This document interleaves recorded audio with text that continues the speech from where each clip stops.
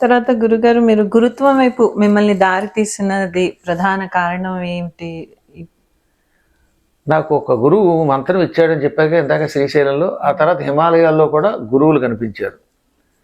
నేను వాళ్లతో పాటు హిమాలయాల్లో ఉండి తపస్సు చేసుకుంటాను అంటే, కాదు నాయన, కొంతకాలం నువ్వు గురుత్వం వహించి భూలోకం అంతా పర్యటించు.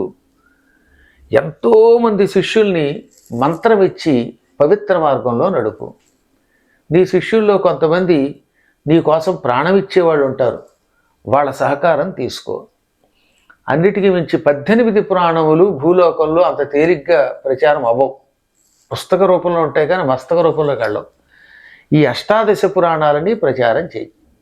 కొంతమంది ఈ పురాణములు కావు అని అంటూ ఉంటారు, అవి పట్టించుకోకుండా నీ పని చెయ్యి అన్నారు.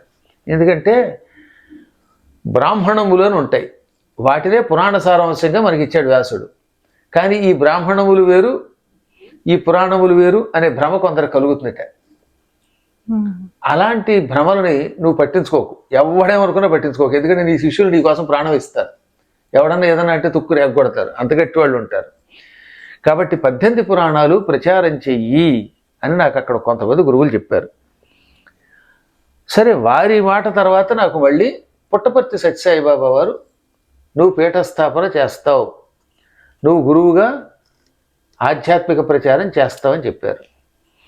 ఇక అన్నిటికంటే నన్ను ఈ మార్గంలోకి నడిపిన మహానుభావులు జగద్గురువులు శ్రీ శ్రీ శ్రీ గణపతి సచ్చిదానంద సద్గురువులు. ఇక ఆయన నేనంటే ప్రాణం పెట్టేస్తారు. అందువల్ల ఆ మహానుభావుల ఆశీస్సులు ఉన్నాయి. ఈ విధంగా నేను చాలా కాలం నుంచి పురాణాలు చెబుతున్నా, గురువుల ఆశీస్సుతో పీఠస్థాపన చేశాను 1986. ఎప్పుడు 1986లో ఉగాది నుంచి నా పురాణం మొదలెట్టాను. ఆనాటికి నాకు ఇంత విశాలమైనటువంటి గురుత్వం లేదు.